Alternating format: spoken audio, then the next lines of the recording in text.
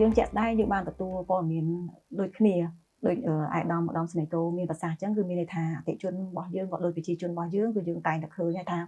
ពេលដែលជនល្មើសគាត់ខលមកឬក៏អីអញ្ចឹងក៏តែងតែរំលឹកឲ្យអតិជនរបស់យើងមានថាគណនីរបស់គាត់ហ្នឹងគឺត្រូវបានធ្វើបច្ចុប្បន្នភាពគណនីរបស់គាត់របស់អតិជនហ្នឹងគឺត្រូវតែបិទសិនដើម្បីដកលុយចេញអីជាដើមចាអញ្ចឹងកន្លែងនេះដែរខ្ញុំឆ្លៀតឱកាសនេះខ្ញុំចង់បញ្ជាក់ដែរថាបុគ្គលិកធនាគារគឺអត់មានលក្ខខណ្ឌណាមួយដែលខលទៅអតិថិជនដើម្បីឲ្យគាត់ដកសាច់ប្រាក់ចេញឬក៏គាត់ត្រូវការធ្វើបច្ចុប្បន្នភាពអីទេព្រោះធម្មតានៅក្នុង system របស់ធនាគារនៅពេលដែលយើងធ្វើបច្ចុប្បន្នភាពអីគឺត្រូវការឲ្យគាត់អាប់ដេតនៅក្នុងទូរស័ព្ទរបស់គាត់ដែរយើងគិតថាដូចយើង version 1 version 2ដែល system របស់យើងហ្នឹងគឺចុចអាប់ដេតដោយស្វ័យប្រវត្តិឬក៏គាត់ត្រូវការអាប់ដេតខ្លួនឯងអញ្ចឹងអត់មានអតិថិជនដែលត្រូវបានបុគ្គលិកធនាគារត្រូវការទៅប្រាប់គាត់ថាត្រូវដកលុយសាច់ប្រាក់ចេញឬក៏អីទេគឺអត់មានទេហើយកន្លែងនេះដែរវាជាការផ្សព្វផ្សាយរបស់ខាងធនាគារក៏ដូចជាវិស័យធនាគារទាំងមូលគឺ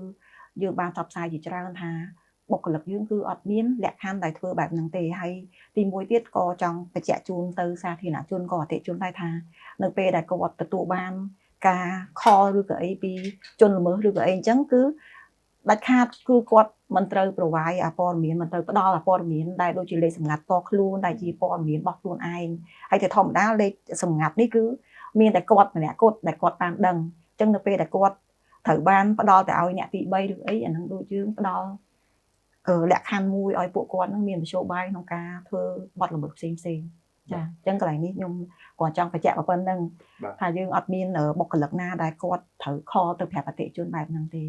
ចាជាក់ស្ដែងបើយើងឃើញអំពីការផ្សព្វផ្សាយហ្នឹងខាងសមាគមក៏ដូចជាអាជ្ញាធរដែលមានធនាគារជាតិកម្ពុជាគាត់បានធ្វើហើយក្នុងនោះក៏សហការជាមួយនឹងខាងប៉ូលីសបច្ចេកវិទ្យាឬក៏ខាងសមត្ថកិច្ចដែលគាត់មានតួនាទីនៅក្នុងដូចនៅក្នុងតំបន់ដូចភូមិឃុំអីចឹងដែលគាត់បានជ្រាបនៅចំណេះដឹងតាក់ទងជាមួយនឹងវិស័យធនាគារហើយខ្ញុំយើងក៏ឃើញអ្នកគ្នាថាបើយើងវិលពី10ឆ្នាំទៅមុនណាយើងឃើញថាអតិថិជនរបស់យើងឬក៏ប្រជាជនរបស់យើងពិតជាយល់នៅការទុកដាក់លុយនៅក្រោមខ្នើយមែនប៉ុន្តែឥឡូវនេះគឺគាត់បានធ្វើការជឿជាក់នៅក្នុងវិស័យធនាគារក៏ដោយការដែលយើងមានថាគាត់ទុកចិត្តដើម្បីគាត់យកសាច់ប្រាក់របស់គាត់ហ្នឹងមកផ្ញើ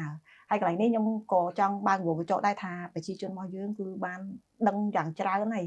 ព្រោះខ្ញុំឃើញពាក្យច្រើនកាលពីដែលសម័យមុនគឺគាត់តែឃើញថាគាត់ពិតជាបានផ្ដល់នៅព័ត៌មានអីតាមដែលពួកខូចគាត់ចង់បានអញ្ចឹងតែឥឡូវនេះគាត់